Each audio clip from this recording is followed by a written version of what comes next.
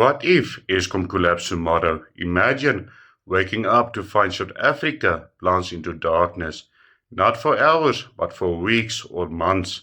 Businesses shut, hospitals scrambling, and ordinary households forced back into the candlelight age.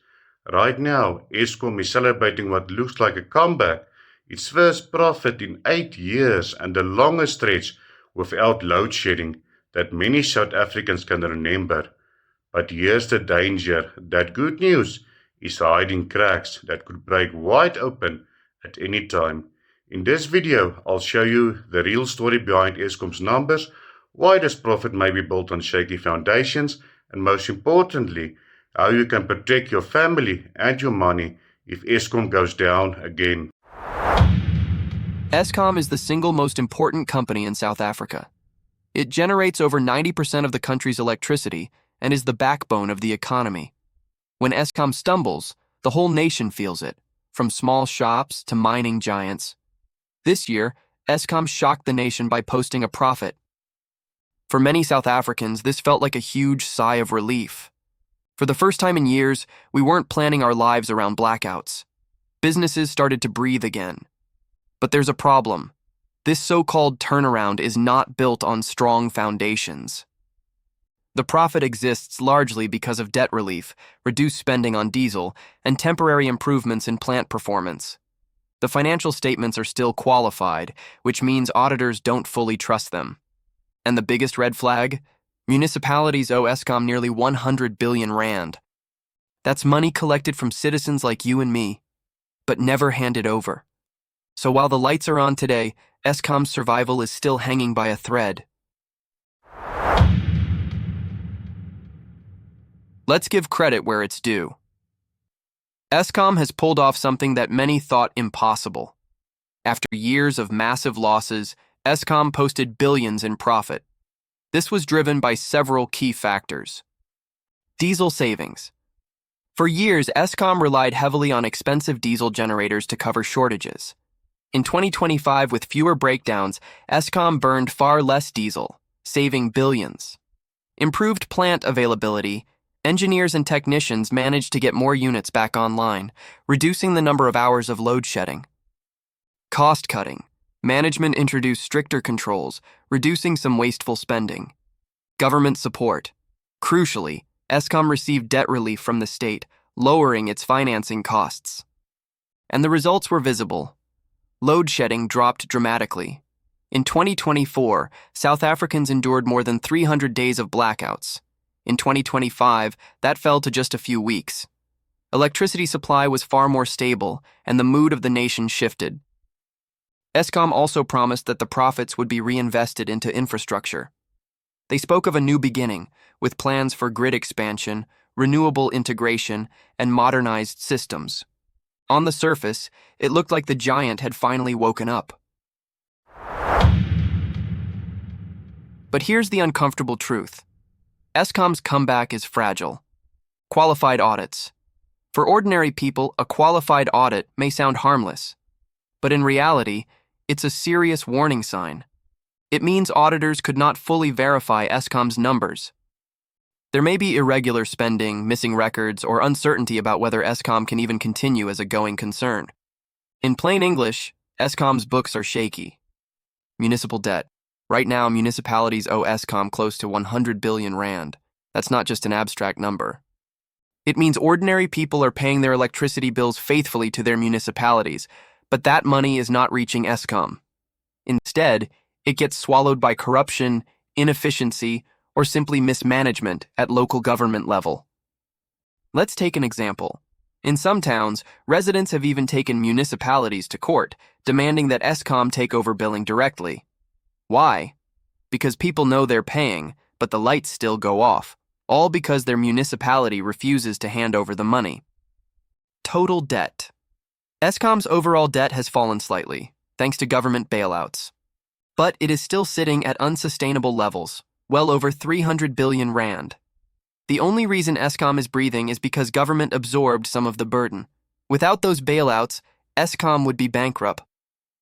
Operational risks. Power stations are still old, fragile, and vulnerable to sudden collapse. Many of them are more than 40 years old. Theft, sabotage, and corruption are still threats. And tariff hikes, while frequent, never seem to be enough to cover the true cost of running the grid. In other words, Eskom may look profitable today, but remove just one layer of support and the whole structure wobbles. Eskom doesn't exist in a vacuum. It's deeply tied to politics. The recent turnaround was only possible because of massive government intervention. The state handed Eskom hundreds of billions in debt relief. That helped Eskom's balance sheet, but it also tied the company even more closely to political decisions. At the same time, Eskom is trying to bypass municipalities. They want to take over direct billing in towns where councils refuse to pay. This makes sense for Eskom, but politically, it's explosive.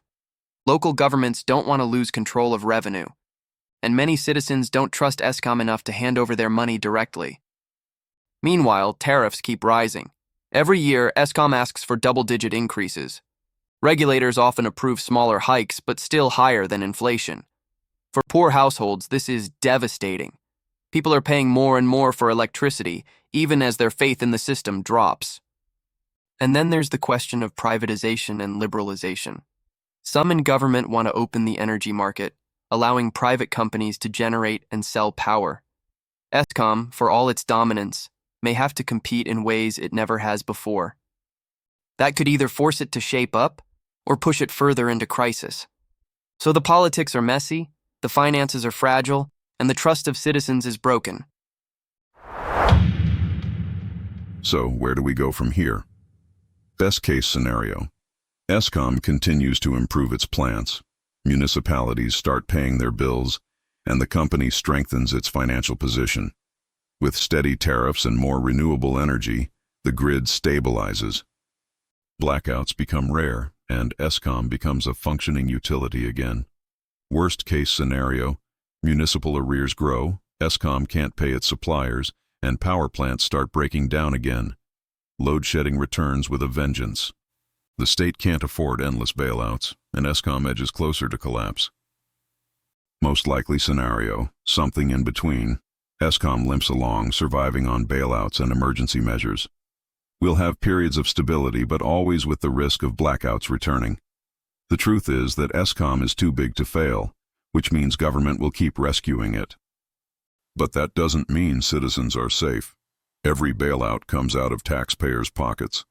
Every tariff hike lands on your electricity bill, and every collapse in municipal payments puts ordinary households at risk. So how do you protect yourself in this environment? 1. Invest in solar or backup power. Even if you can't afford a full solar system, start small. A basic inverter and battery can keep your Wi-Fi, lights, and fridge running during outages. Over time, you can expand. Think of it as insurance. 2. Pressure your municipality. Don't just accept excuses. Ask where your payments go. Demand transparency. Join residents' associations that hold councils accountable. In some areas, residents have successfully forced Eskom to take over billing. 3. Support direct Eskom billing. If Eskom takes over collections in your area, it could mean your money actually reaches the power supplier. Yes, trust is a problem, but in many towns, it's better than watching your payments vanish into corrupt municipal accounts. 4. Cut waste and improve efficiency. Every rand saved on electricity helps. Replace old appliances, use LED bulbs, turn off standby devices, and shift heavy usage away from peak times. These small steps can add up to real savings. 5. Prepare financially. Keep a small emergency fund for rising tariffs or sudden blackouts. The truth is, electricity costs are likely to climb. If you're ready, it won't crush your budget. 6. Think long-term. South Africa is moving toward a more decentralized grid, with private producers and household solar feeding in. The future won't be Eskom alone. If you plan ahead, you can be part of that transition rather than a victim of it. Here's where I stand.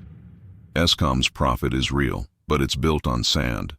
Debt relief, reduced diesel costs, and temporary improvements are not the same as structural reform.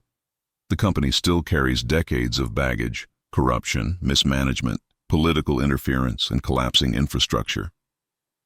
South Africans should celebrate the lights being on, but we shouldn't be fooled into thinking Eskom is fixed. Unless municipalities start paying, unless citizens can pay directly, and unless Eskom invests wisely, this stability is only temporary. The future of power in South Africa will not be one company saving us. It will be ordinary citizens, communities, and private producers stepping up. Solar panels on rooftops, microgrids in towns, and accountability from the bottom up. If Eskom collapses again, only those who planned ahead will be ready. Those with backup systems, with savings, and with the foresight to act now will keep the lights on. So don't wait for Eskom to solve everything. Take charge of your own power future. Now I want to hear from you. If Eskom offered direct billing tomorrow, would you pay them directly? Or do you think the smarter move is to go solar and cut ties completely? Leave your answer in the comments. I want to hear your story. And if this breakdown gave you a clearer picture of the risks ahead, hit like and subscribe. This channel isn't just about headlines. It's about helping you understand the forces shaping your money, your power, and your future.